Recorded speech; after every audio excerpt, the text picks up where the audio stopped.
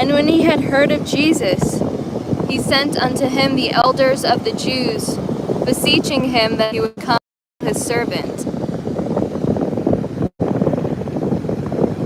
And when they came to Jesus, they besought him instantly, saying, he was worthy for whom he should do this. For he hath loved our nation, and he hath built us a synagogue. Then Jesus went with them. And when he was now not far from the house, the centurion sent friends to him, saying unto him, Lord, trouble not thyself, for I am not worthy that thou shouldest enter under my roof. Wherefore neither thought I myself worthy to come unto thee, but say in a word, and my servant shall be healed. For I also am a man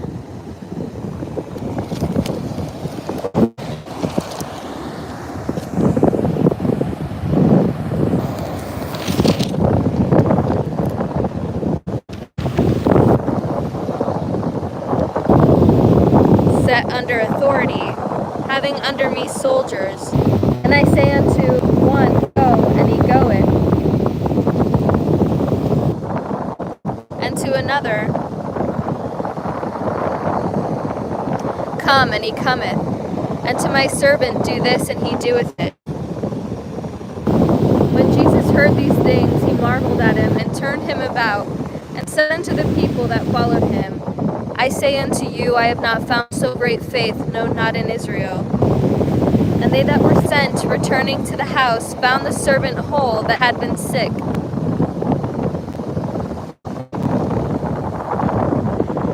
And it came to pass, the day after, that he went into a city called Nain, and many of his disciples went with him, and much people.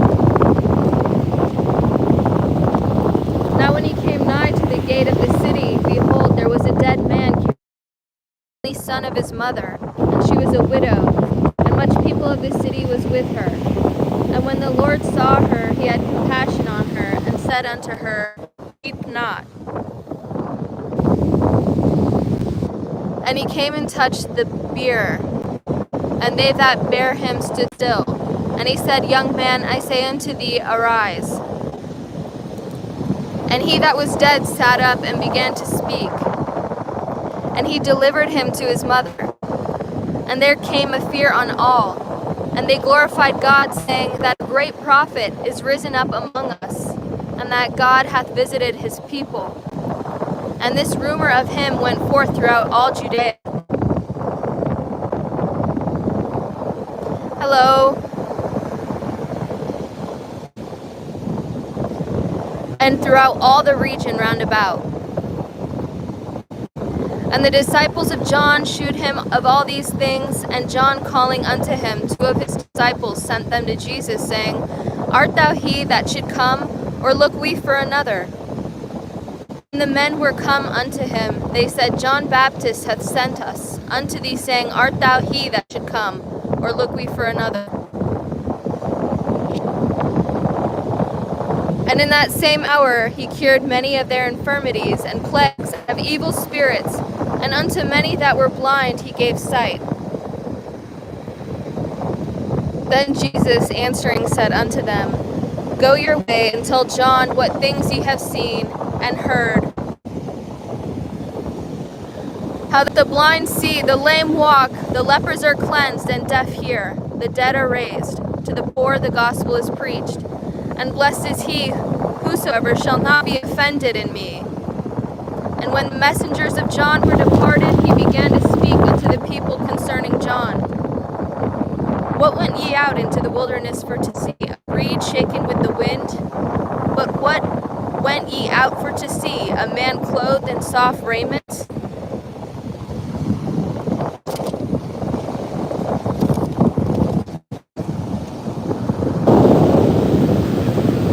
One second.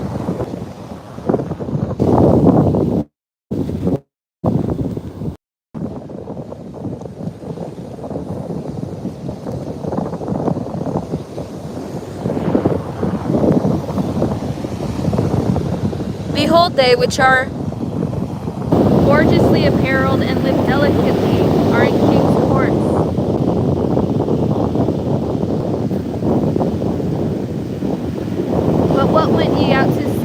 prophet? Yea, I say unto you, and much more than a prophet. This is he of whom it is written, Behold, I send my messenger before thy face, which shall prepare thy way before thee. For I say unto you, among those that are born of women, there is not a greater prophet than John the Baptist, but he that is least in the kingdom of God is greater than he. And all the people that heard him and the publicans justified God, being baptized with the baptism of John. But the Pharisees and lawyers rejected the counsel of God against themselves, being not baptized.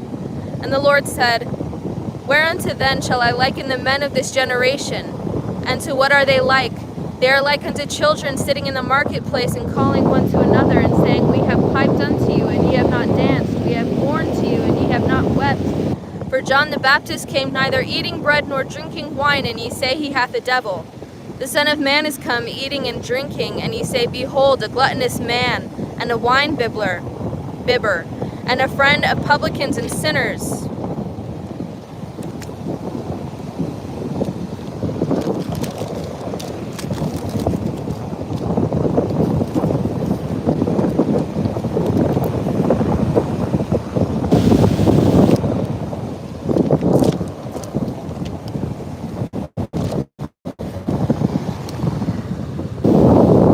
But wisdom is justified of all her children. And one of the Pharisees desired him that he would eat with him. And he went into the Pharisee's house and sat down to meat. And behold, a woman in the city, which is a sinner, when she knew that Jesus sat at meat in the Pharisee's house, brought an alabaster box of ointment, and stood at his feet behind him weeping, and began to wash his feet with tears, and did wipe them with the hairs of her head, and kissed his feet, and anointed them with the ointment. Now when the Pharisee which had bidden him saw it, he spake within himself, saying, This man, if he were a prophet, would have known who and what manner of woman this is that touches him, for she is a sinner. Oh, hang on.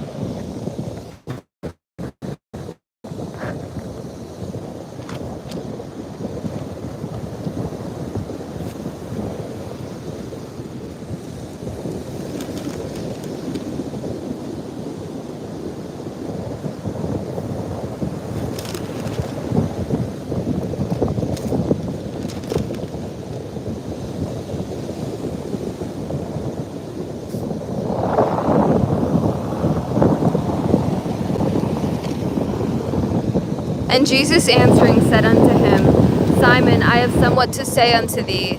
And he saith, Master, say on. There was a certain creditor which had 2 debtors. The one owed 500 pence, and the other 50. And when they had nothing to pay, he frankly forgave them both. Tell me therefore, which of them will love him most? Simon answered and said, I suppose that he forgave most.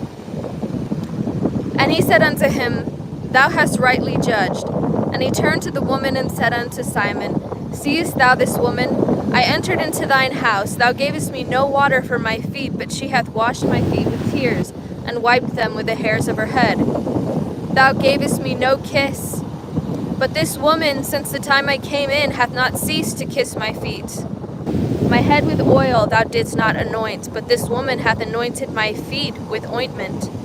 Wherefore I say unto thee, her sins, which are many, are forgiven. For she loved much, but to whom little is forgiven, the same loveth little. And he said unto her, Thy sins are forgiven.